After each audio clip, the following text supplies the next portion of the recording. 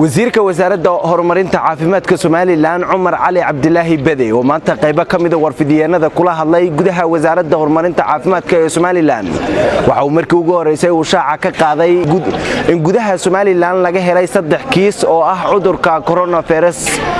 taasi oo laba ka mid ah ay deganayeen amaba ay ku noolaayeen magaalada Hargeysa ee caasimadda u ah Soomaaliland halka midka kalena uu ku noolaa magaalada Boorama ee gobolka Awdal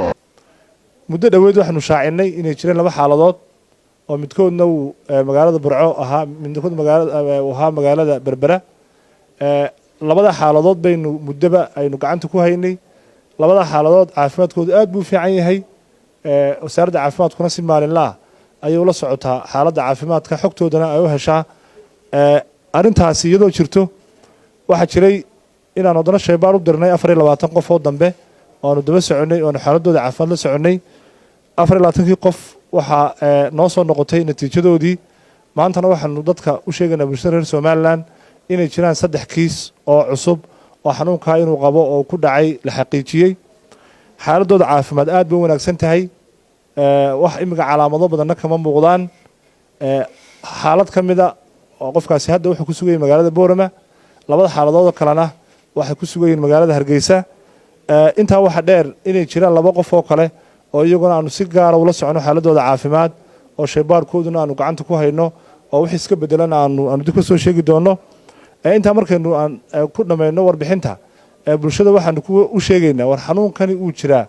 waa dhab waxaanu sheegaynaa wax wala hubiyo oo aanan ku deelin kaliyata shaybaarka qaranka laakiin si aanu u hubino aanu WHO anagoo isticmaalayna guidelineskeeda iyo nidaamkeeda loo diro wadamada jaarka ee uu yaalo muxuu ahaa shaybaarada kuweena ka casrisan marka la soo xaqiijiyana aanu bulshada u sheegno xanuunkaasi uu jira waana marka la isku geeyo 5 kiis oo waxaanu haynaa xanuunkaasa saan sheegnay laba xaaladood dambana gacantaan ku haynaa taasi marka waxay waajib ka dhigaysaa qof walowba adiga mas'uuliyad gaar ka saaran tahay inaad caafimaadkaaga ilaaliso tilmaamaha wasaaradda caafimaadka aad raacdo waxana saasoo ku bilaabma hadda adduunka dhageysanaysaan ma jiro wadan hal mar diiwaan geliyo 100 kiis wuxuu ka bilaabmay xaalad laba xaaladood 3 4 5 tiraduna saasoo socotaa marka waxaan codsan lahayn fadlan hal loo dhaganugulaado talooyinka wasaaradda caafimaadka qof walowna maanta macluumaadka la xiriira sida xanuunkan u faafo sida la isku dhowrayo qofka hadduu ku dhaco xataa sida aad ula macaamilaysaan waad ka dharagsantihiin laakiin waxaan u maleynayaa maanta waxaan taaganahay waqtigii qof walba uu si dhaba arrintaa u fulin lahaa geesta kale isna waxa halkaasi ka hadlay agaasimaha guud ee wasaaradda horumarinta caafimaadka Soomaaliland Dr. Maxamed Cabdi Xergeeye oo bulshada Soomaaliland fariin u diray